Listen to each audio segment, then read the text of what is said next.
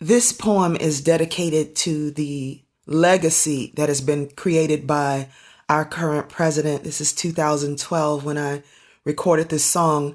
So I'm speaking in honor of President Barack Obama and what I've learned from his presidency, his campaign, and the journey toward having the first African American in the White House.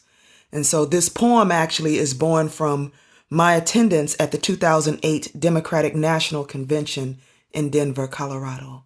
Change done come, the mountain in Martin's vision. Prayers for a new age prophet, American sun from the sky of Kenya, destiny charted by a puzzle of bones. He emerges from the ashes, an urban phoenix, awakening spirits who've waited on bended knee, spitting earth at the roots of new generations, speaking for baobab trees that have grown tired of talking. I pour a libation for him and for our globe, for the armless, earless, wordless victims of the Middle Eastern war for African oil, whose dead come to me in burqa and kaftan, Quran in hand, doing hopscotch in heaven with other victims of terrorism. Some of those victims born right here in North America. I chant Mojuba for lives inhaled by drive-bys and drive-ups, dying in nightmares, living in illusions conjured from bags of crystal hope, perishing from a virus whose cure sleeps in the medicine cabinet of a Jamaican man who never has and probably never will work for the CDC. I light incense for Michelle Obama, whose womb words carry the vibration of 50 million women who Western society is paid less, assumed to be less because they could care less. I burn frankincense and myrrh for the greatest silence in the Congo, screaming on ears deafened by skeet skeet, blinded by Coach and Prada, shackled between McCain and Palin, wrist bound by capitalism, spirits returning in the form of whispers, ancestors marching in the footprints of Harriet, Sojourner, Frederick, and Dred Scott. I place my sacrifice at the feet of Obatala for the people of Darfur who die in prayer position, who died chanting for justice at the crossroads of patriarchy, who died dancing for reparations in the doorway of the World Bank of oppression. I make hand claps and drum rhythms for we who decoded the ink on the pages of Malcolm's speech, for men who scribble unpopular truths across the sky in red, black, and green. I give this verbal sacrifice for social injustice, hope for a human bridge strong enough to carry us to liberation.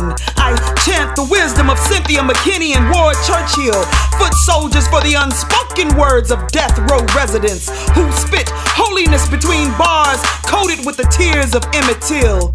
They who refuse the safety of silence so that our grandchildren could be free. I remember a hymn for Bishop Yvette Flunder, whose vision for inclusivity placed her under the heat of the American sun. I thank Jesus for her peace amidst wars of exclusion, her ritual of ministry moving underground mountains into oceans of faith. And we, the children of Mumia, whose hope swings on the dreadlocks of an ancient scribe, our brother who lives in prison but whose speech roams free. On this day, on the return of the son and the daughters of Africa and America, I call you native son, you Asian daughter, you African mother, you Latin uncle, you Jewish auntie. I call you straight mother, you same gender loving father, you transgender husband. I call you grandmother, grandfather, you Green Party sister. I call you to the platform of justice. I call you to the field of American dreams. I call you to the music of footsteps made by indigenous ancestors who bled for the prospect of our collective equality. I call you, community, to bring back the icebergs, to return the rivers stolen by fools who think global warming can block the view of Mother Nature.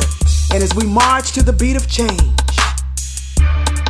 sing the gospel and preach songs of victory, believe in the prayers of our elders, remember the dreams of our ancestors as we invoke Ogun, the warrior, the shield of Shango on the path of inauguration.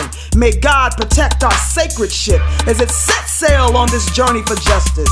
And I birthed this poem for the mountaintop in Martin's vision that we call Barack Obama.